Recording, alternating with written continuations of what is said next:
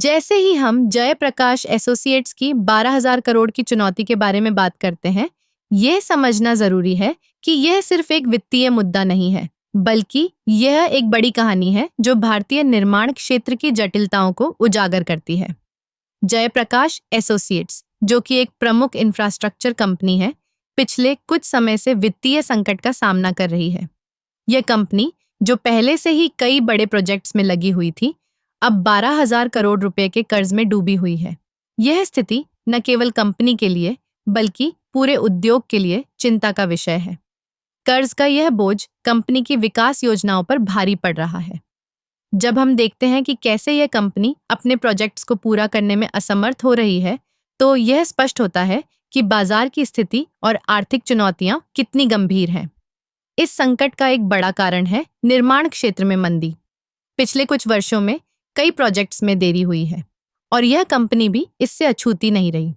इसके अलावा बढ़ती लागत और घटती मांग ने स्थिति को और भी कठिन बना दिया है।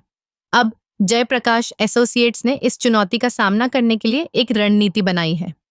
वे अपने संपत्तियों को बेचने और गैर आवश्यक खर्चों को कम करने की योजना बना रहे हैं।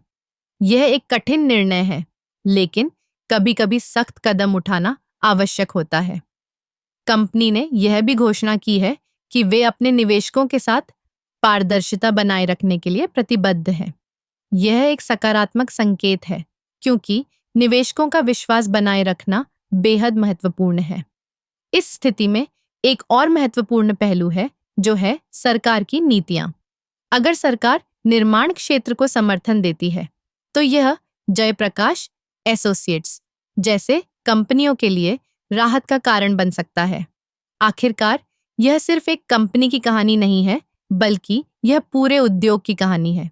जयप्रकाश एसोसिएट्स की यह चुनौती हमें यह सिखाती है कि कैसे वित्तीय प्रबंधन और रणनीतिक निर्णय लेना आवश्यक है। इस संकट से उबरने के लिए कंपनी को न केवल अपने वित्तीय ढांचे को मजबूत करना होगा, बल्कि अपने प्रोजेक्ट्स की गुणवत्ता और समयबद्धता पर भी ध्यान देना होगा। इस प्रकार जयप्रकाश एसोसिएट्स की 12,000 करोड़ की चुनौती एक महत्वपूर्ण मोड़ है, जो हमें यह सोचने पर मजबूर करता है कि कैसे हम इस उद्योग को आगे बढ़ा सकते हैं।